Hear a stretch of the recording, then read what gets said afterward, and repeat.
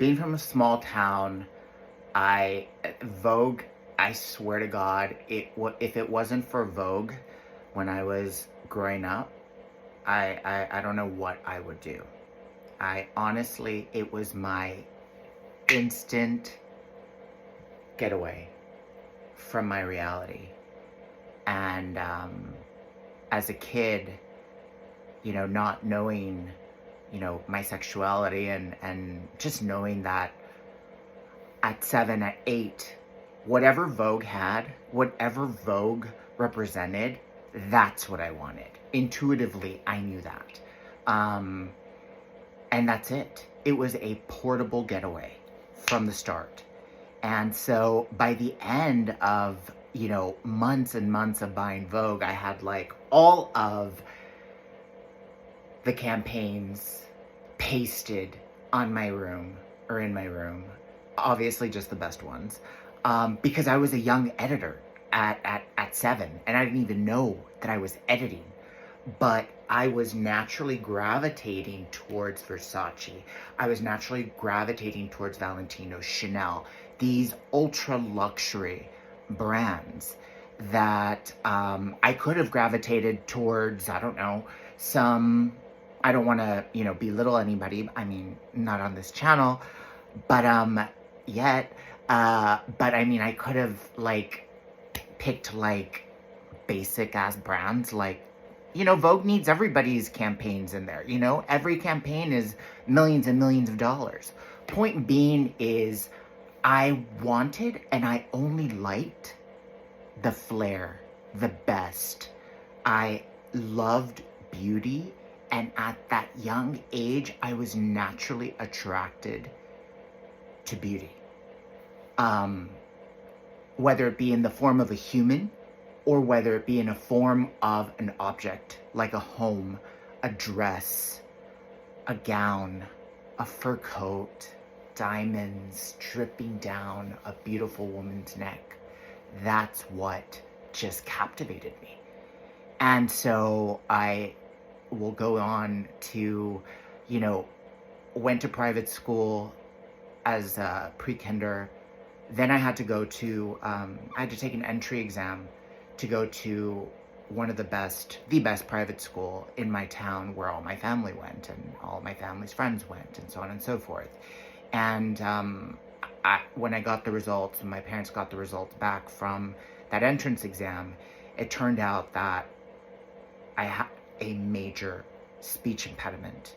And it was so major and it was so severe that I could not go to that private school. Because at the time, without giving my age, because I'm ageless, there was no speech therapists. And so I had to go to the public school across the street. And sure, it was like the bougiest of bougie public schools, but it was still not where my family went. It was, and nothing against public schools. I absolutely love public schools, and I advocate for public schools.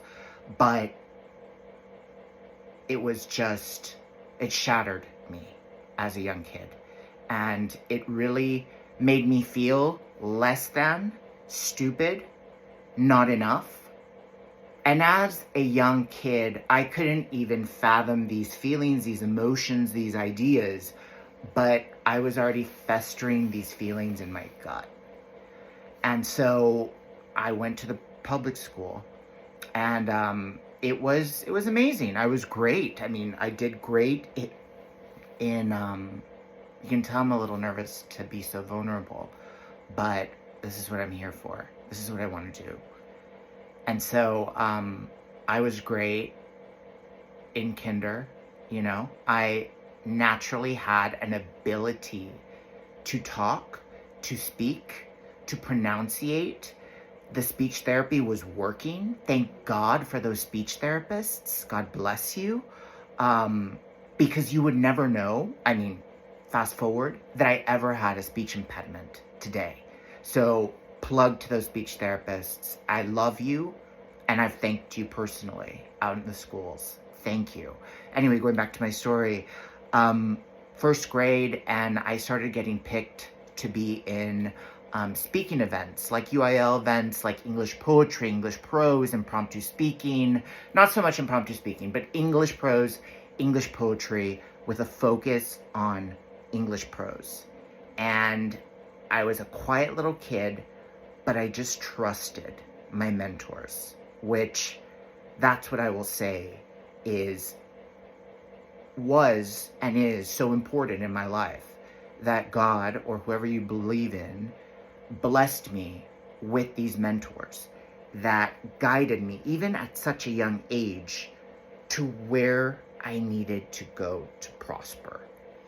And it was speech, it was English prose. And the irony of the story is, here I was demolished because I couldn't go to a private school because I needed a speech therapist.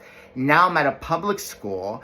I'm totally like GTing the fuck out of everybody because I have like speech therapy. My speech impediment has like diminished, and now I'm like this star speaker winning all these UIL events.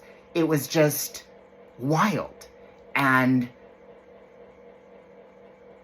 yeah, it's pretty rad the way things work. And so going back to mentors, getting back to first grade, I totally overexceeded everybody's expectations. My parents were just like, holy shit, who is this person? My dad, I'll tell you more about him, and how he really molded my perspective and how he really put some fire underneath my ass to be better for myself, to be the best version of myself. I'm so blessed. I mean, my story gets really grimy a little bit later, but at this point, just amazing family. Couldn't have been blessed with better parents. Just had everything in the world. Absolutely, there was nothing that I lacked.